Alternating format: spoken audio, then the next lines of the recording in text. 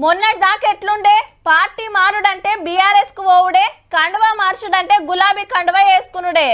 ఎమ్మెల్యేల కాంచెల్లి సర్పంచ్ల దాకా ఎవ్వరు నిడిచిపెట్టలే, రప్ప గుంజుడే గుంజుడు. బంగారు తెలంగాణ నియోజకవర్గం డెవలప్మెంట్ కార్యకర్తలు కోరుతుండ్రు అనుకుంటా ఒకళ్ళు ఎన్కొకళ్ళు జంప్ అయ్యేది.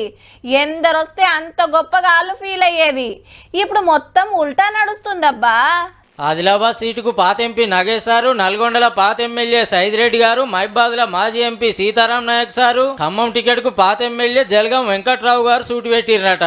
అందరు సుత కార్ దిగి కమలం కండువాలు కప్పుకున్నారు ఢిల్లీకి పోయి.